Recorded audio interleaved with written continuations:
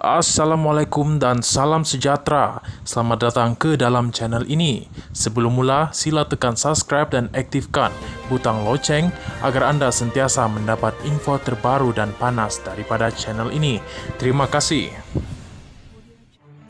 Azalina tidak wajar beri pandangan dalam siasatan kes Hakim Muhammad Nazlan.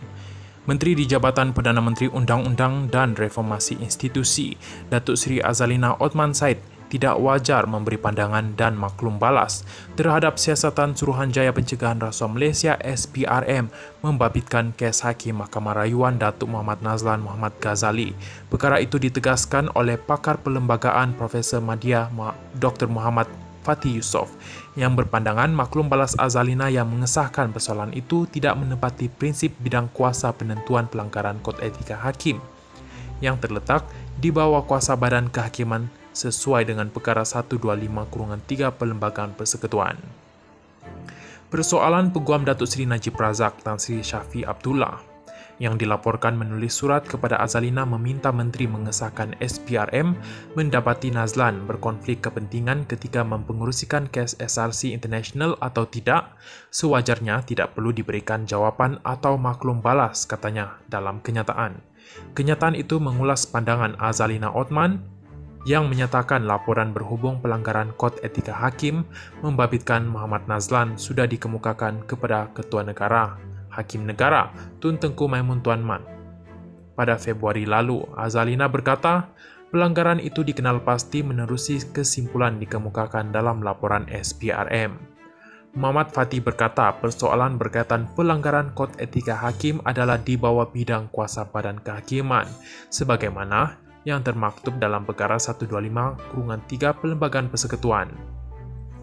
Namun, katanya, memandangkan laporan berkaitan pelanggaran itu membabitkan fakta berkaitan rasuah, maka langkah SPRM bertindak melaksanakan penyiasatan adalah sah menurut akta SPRM dan tidak wajar dipertikaikan. Penyiasatan itu sepatutnya dilihat sebagai satu bentuk kerjasama antara dua institusi, bukannya campur tangan satu institusi ke atas institusi yang lain, katanya.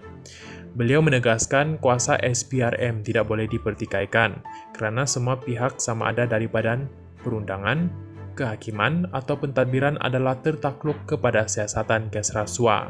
Katanya, siasatan SPRM yang dianggap sebahagian daripada anggota badan pentadbiran ke atas badan perundangan atau kehakiman tidak boleh ditafsirkan sebagai satu campur tangan satu badan kerajaan ke atas badan kerajaan lain di bawah doktrin pengasingan kuasa. Majlis Peguam Negara tidak sewajarnya mempertikaikan kuasa SPRM ini.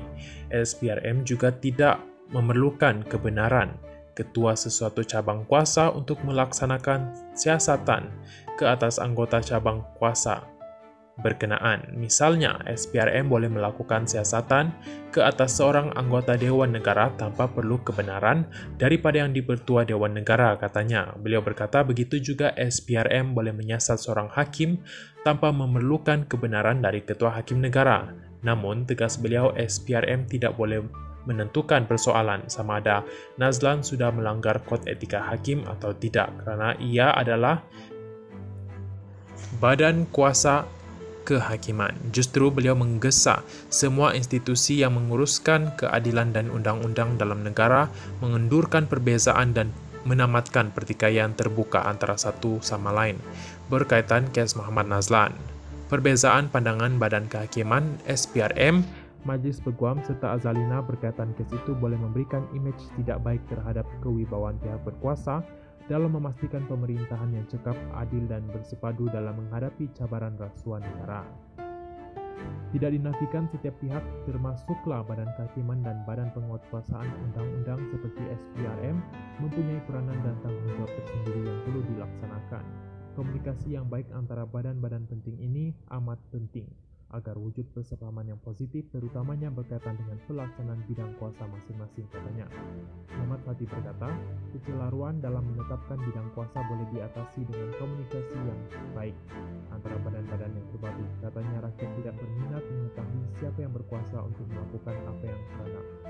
Mereka inginkan kerajaan yang cekap, adil dan kukuh dalam mentadbir dan melaksanakan undang-undang bagi menegakkan keadilan serta menghapuskan penyelewengan. Kita mengharapkan pihak-pihak yang berwajib tidak mengelirukan rakyat dan memberikan mesej yang salah kepada rakyat, katanya lagi. Terima kasih kerana menonton.